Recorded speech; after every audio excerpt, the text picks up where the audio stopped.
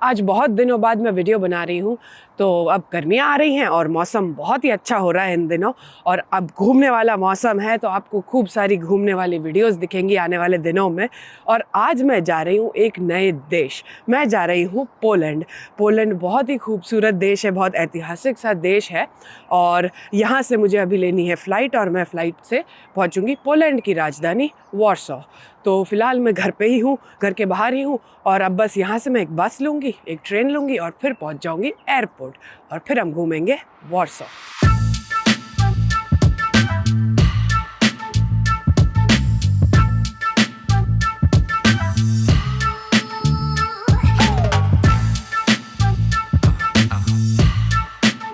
Airport के अंदर आ चुकी हूँ। सबसे पहले तो सिक्योरिटी वगैरह कर लेती हूँ ताकि फ्री होके फिर मुझे शांति हो जाए। उसके बाद बैठ के बातें करेंगे और एयरपोर्ट भी घूमेंगे।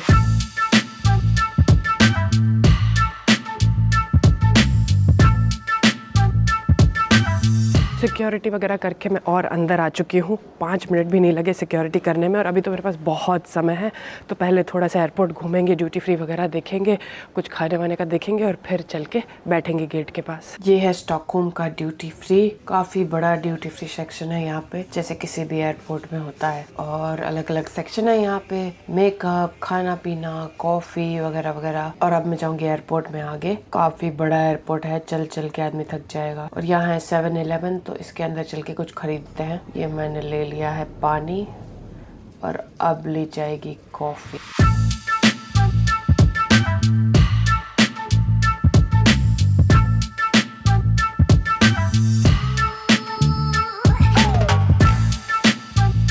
तो मैं घूम घाम के अब अपने बोर्डिंग गेट के बाहर आ चुकी हूँ, और यहीं बैठी हूँ अब मैं। और अभी भी मेरी फ़्लाइट को उड़ने में 2 घंटे हैं, तो 2 घंटे मुझे यहीं बैठ के काटना है।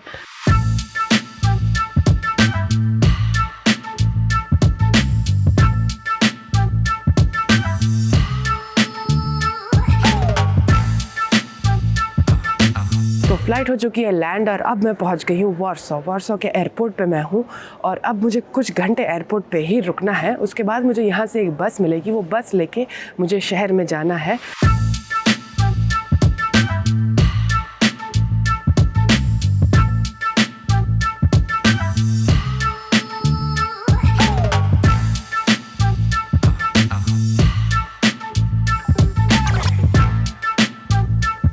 मैं पहुंच चुकी हूं पोलैंड की राजधानी वॉर्सो में, और आप मेरे पीछे एक ऐतिहासिक सी बिल्डिंग देख ही सकते हैं। तो ये यहाँ की एक बहुत ही मशहूर बिल्डिंग है। इसका नाम है museum of culture and science, और टूरिस्ट इंफॉर्मेशन सेंटर भी यहीं पे है। और मैं फ़िलहाल सिटी सेंटर में हूँ, और मैं बस जहाँ मैं रुकी हुई हूँ वहाँ पे अपना सामान वगैरह रख के आई, फ्रेश वगैरह होके वापस सिटी सेंटर आ गई हूँ। और आपको सिटी सेंटर दिखा देती हूँ थोड़ा सा। ये देखिए आप, सिटी सेंटर है तो खूब गाड़ियां हैं, खूब चहल पहल है। और ये है सेंट्रल स्टेशन, यहीं पे मैं आई थी। और ये देखिए,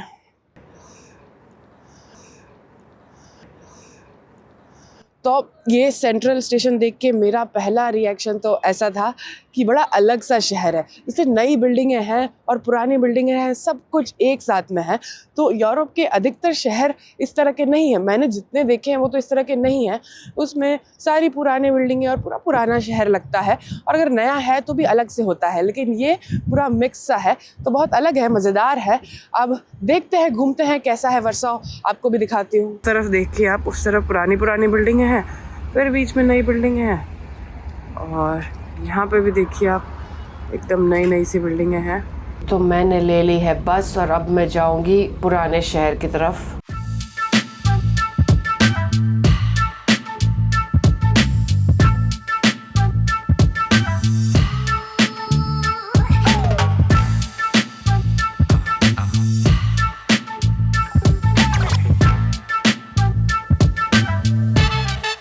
मैं पहुंच चुकी हूँ वॉर्सो के पुराने शहर ओल्ड टाउन में। इसे यहाँ की भाषा में स्टायरे मियास्तो ऐसा कुछ कहते हैं, वैसे इसे ओल्ड टाउन ही बुलाते हैं। तो ये जगह जो है वो यहाँ की पोलैंड की सबसे ऐतिहासिक जगहों में से एक है।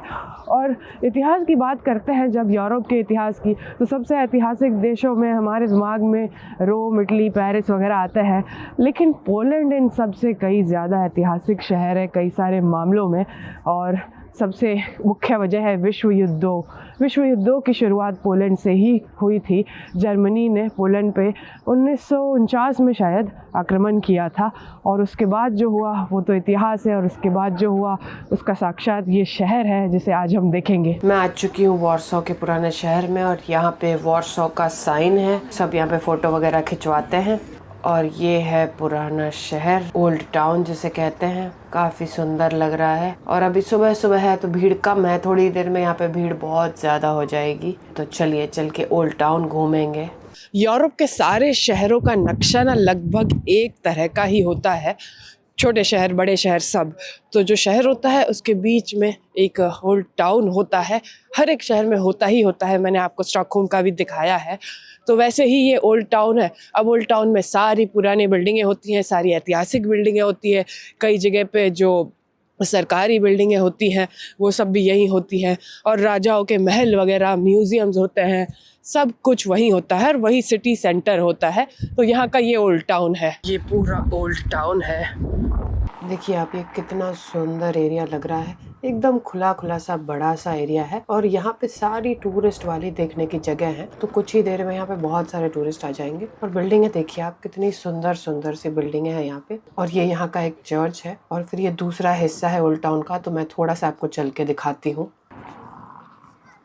ये शहर देखिए आप, क्या गजब का सुंदर शहर लग रहा है। एकदम खुला खुला, रंग बिरंगा। देखिए आप,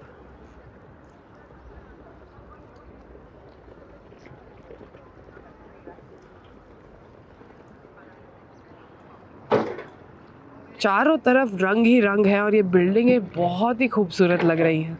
अब वैसे तो ये ओल्ड टाउन है क्योंकि पुराना दिख रहा है सब कुछ, लेकिन असल में ये सब कुछ नया बना हुआ है। तो ये मैं क्यों कह रही हूँ? क्योंकि यूरोप में किसी भी शहर को या शहर के किसी भी इलाके को अगर ओल्ड टाउन कहा जाता है तो वो असल में कई सौ साल पुराना होता है। लेकिन वॉर्सो के इस ओल्ड टाउन के साथ ऐसा नहीं है। तो इसके पीछे इसका इतिहास है, जो कि थोड़ा सा मैं आपको बता देती हूँ बहुत ही सिंपल और शॉर्ट में। कि पोलैंड के साथ कैसा हुआ है ना, कि पोलैंड जो देश है वो बार बार नष्ट हुआ है, बार बार उसे पूरी तरह से नाश कर दिया गया है, और वो बार बार फिर से बनाया गया है। बार बार उसका विभाजन भी हुआ, और वो फिर से उभर के आया। तो पोलैंड को रेजिलियंस का, संघर्ष का और दृढ़ता का प्रतीक माना जाता है दुनिया भर में। तो कहानी ऐसी थी कि 1000 साल पहले, या 1000 साल तो नहीं कहूँगी, 1500 के लगभग, पोलैंड जो है वो एक बहुत बड़ा साम्राज्य हुआ करता था। यूरोप का सबसे बड़ा देश, सबसे बड़ा साम्राज्य हुआ करता था। और उसके बाद क्योंकि पोलैंड जो है वो सेंट्रल यूरोप में है, तो उसके आसपास कई सारे देश हैं। तो रशिया, प्रूशिया और ऑस्ट्रिया, इन्होंने पोलैंड पे हमला कर दिया, और 123 साल के लिए पोलैंड दुनिया के नक्शे पर से चला गया था बीच में। तो कैसे गया? इन तीनों देशों ने पोलैंड को आपस में बांट दिए, टुकड़े कर दिए। तो अब पोलैंड इन देशों का हिस्सा हो गया, और पोलैंड करके अचानक से बहुत सालों के लिए बीच में कोई देश ही नहीं था। और फिर पोलैंड ने बहुत ज़्यादा संघर्ष किया कि इनके कब्जे से बाहर आए और आज़ादी ले ले, लेकिन फिर भी कुछ नहीं हो पाया, और इन देशों ने पोलैंड को बहुत ज़्यादा परेशान किया, बहुत ज़्यादा नुकसान हुआ पोलैंड का। उसके बाद विश्व युद्ध 2, विश्व युद्ध 1 आया। तब पोलैंड ने कहा कि भाई अब तो मैं आज़ाद देश बन के रहूँगा। और बहुत सालों के संघर्ष के बाद पोलैंड ने 1918 में आज़ादी ले ली और एक आज़ाद देश बन गया। लेकिन ज़्यादा टिका नहीं वो, और विश्व युद्ध 2 आ गया, और नाज़ी जर्मनी ने पोलैंड पे हमला कर दिया, और बस फिर से पोलैंड पे कोई और राज कर रहा था। और ये जो हमला था ना, वो बहुत ज़्यादा घातक था पोलैंड के लिए। पोलैंड पूरा का पूरा देश ही इसमें ख़त्म हो चुका था, कुछ नहीं बचा था। मतलब ना कोई गलियाँ, ना कोई इमारतें, बहुत लोग भी मरे। पोलैंड इतना ज़्यादा ख़त्म हुआ था कि दुनिया के जो भी ऐसे देश हैं ना जिन पे विश्व युद्ध 2 का असर हुआ था, उसमें पोलैंड पे सबसे ज़्यादा असर हुआ था, ये कहा जा सकता है। और जो वॉर्सो शहर है वो 85% शहर ख़त्म हो चुका था पूरा। तो ये जो शहर है वो बाद में नया बनाया गया है। तो विश्व युद्ध 2 हुआ। उसके बाद पोलैंड ने कहा कि अब बहुत हो गया, बहुत सालों से हम इसके ज़रिए जा रहे हैं और अब ये सब नहीं चलेगा, अब तो हमें आज़ादी लेनी ही पड़ेगी। तो पोलैंड ने फिर से बहुत ज़्यादा संघर्ष किया और पोलैंड को था कि भाई अब तो नाज़ी जर्मनी है, अब जाके सोवियत यूनियन आए उससे पहले हम आज़ाद हो जाते हैं। लेकिन पोलैंड का बहुत संघर्ष भी कोई काम नहीं आया और सोवियत यूनियन आ गया और उसके बाद बहुत सालों तक सोवियत यूनियन ने पोलैंड पे राज किया। तो पोलैंड ने फिर से बहुत ज़्यादा संघर्ष किया और बाद में 1989 में जाके, मतलब हाल ही में जाके पोलैंड को सोवियत यूनियन से आज़ादी मिली। सोवियत यूनियन से वो अलग हुआ। हमें आज़ादी मिली है 1947 में। और आप सोचिए, वैसे देखा जाए तो पोलैंड पूरी तरह से आज़ाद 1989 में हुआ है, जो कि अभी की ही बात है। तो इसके बाद पोलैंड ने कहा सोवियत यूनियन को कि भाई जाओ, बस हो गया हमारा, टाटा बाय बाय, और अब हम आज़ाद देश हैं। तो पोलैंड फिर एक डेमोक्रेटिक देश बना, नेटो का हिस्सा बना और यूरोपियन यूनियन का भी हिस्सा बना। तो ये था छोटा सा इतिहास पोलैंड का। ये जो है ये रॉयल्स कैसल है और ये भी यहाँ का एक ऐतिहासिक स्तंभ है। इसे सिगमंड्स कॉलम कहते हैं और इसके ऊपर यहाँ के राजा की प्रतिमा है। उनका नाम था सिगमंड वासा करके।